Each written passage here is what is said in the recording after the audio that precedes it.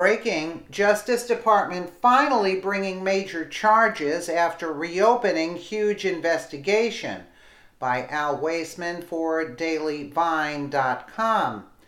More political theater. The U.S. Justice Department under President Donald Trump has now agreed to provide congressional investigators confidential records on the failed Barack Hussein Obama-era gun trafficking operation known as Fast and Furious, that has long been criticized by Republican lawmakers.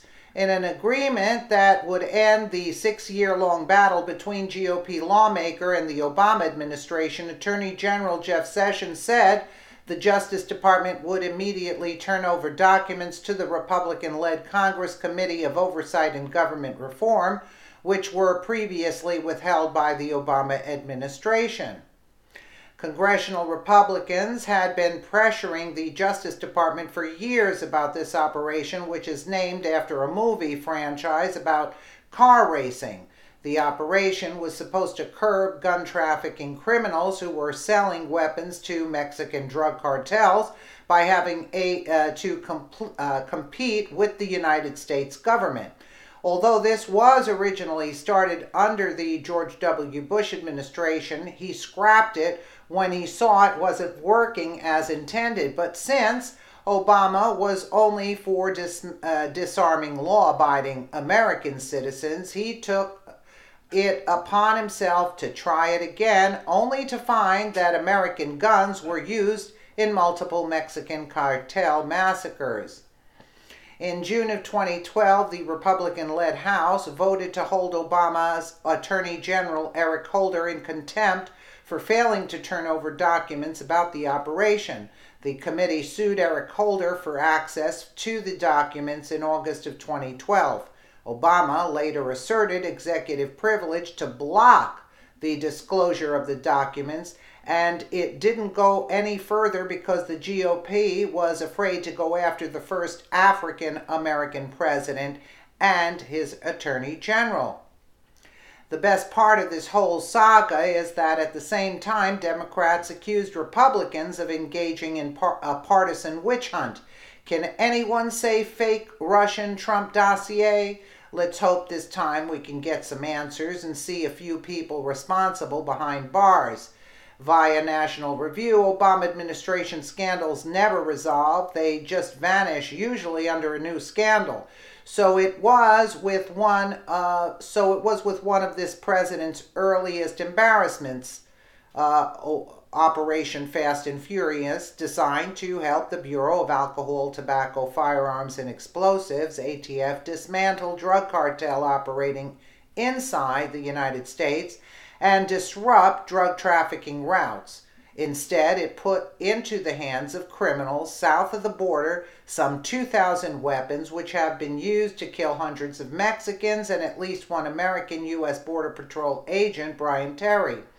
Now, Fast and Furious is back in the news. Earlier this month, a raid on the hidey hole of drug kingpin Joaquin El Chapo Guzman recovered not only the notorious drug lord, but a massive 50 caliber rifle capable of stopping a car or shooting down a helicopter that originated with the ATF program.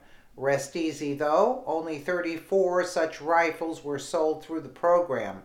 The news comes just days after a federal judge rejected President Obama's assertion of executive privilege to deny Congress access to Fast and Furious related records it requested back in 2012 as part of an investigation into the gun-walking operation. Despite the IRS scandal, Benghazi, and a host of other accusations of malfeasance against this White House, it remains this president's sole assertion of executive privilege. 3.5 years later, the question is still why. In November of 2009, the ATF's Phoenix field office launched an operation in which guns bought by drug cartels, straw purchasers in the U.S., were allowed to walk across the border into Mexico. ATF agents would then track the guns as they made their way through the ranks of the cartel. At least that was the theory. In reality, once the guns walked across the border, they were gone. Whistleblowers reported the investigators later confirmed that the ATF made no effort to trace the guns. In March of 2010, a few ATF agents voiced an obvious concern. Couldn't the guns end up being used in crimes? 7 months later, that's exactly what happened. The brother of the former Attorney General of the state of Chihuahua was murdered, and Fast and Furious weapons were found at the scene. In December, the scheme's ramifications crossed back over the border. On December 14th, 4 Border Patrol agents were staked out near Rio Rico Ariz, 11 miles north of the Mexican border. A 5-man RIP crew, a group looking to rob drug smugglers across the border, opened fire when the agents attempted to apprehend. Agent Terry was struck in the back and bled to death. 2 of the guns involved in the shootout were traced back to Fast and Furious, which continued for another 6 weeks. The operation was shut down with the help of Senator Chuck Grassley, then ranking member of the Senate Judiciary Committee, who promptly opened an investigation 2 months later. Darrell Issa, then chairman of the Committee on Oversight and Government Reform, opened his own investigation in the House.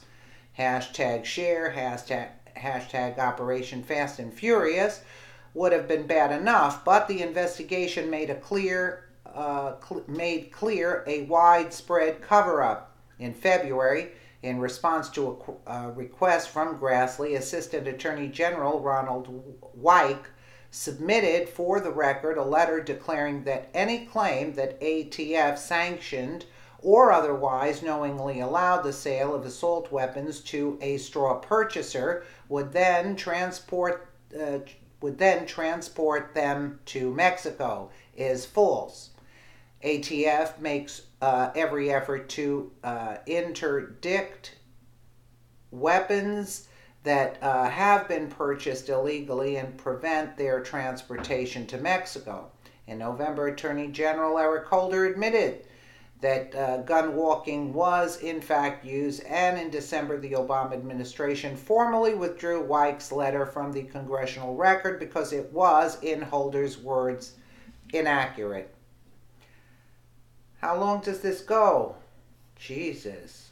Oh my God, you gotta be kidding. Anyway, let's just get to the point here.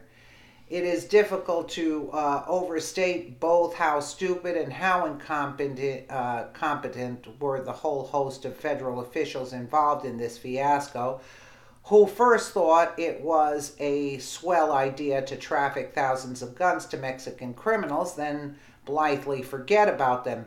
It is difficult, too, to overstate the contempt of this administration for transparency, given that having made those fatal mistakes, its response was to hide them from a congressional inquiry, going so far as to invoke executive privilege to do so. At best, the operation and its aftermath were an exercise in astonishing malpractice. At worst, the administration knowingly exhibited a reckless disregard for human life, then covered it up.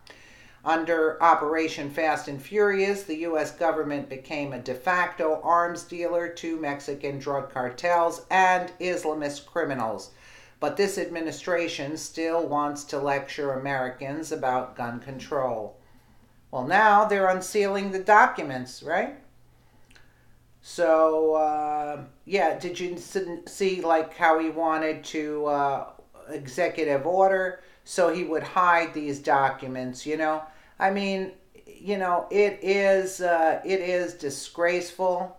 It is disgraceful the way Obama handled everything, and he got away with a lot. He got away with so much, and yet he was basically really not called out for it, because people were afraid to be called racist or something if they went out after it's just sick. That's basically the bottom line, and I hope he should answer for this. Let me know what you guys think in the comments below. And again, thank you so much for watching.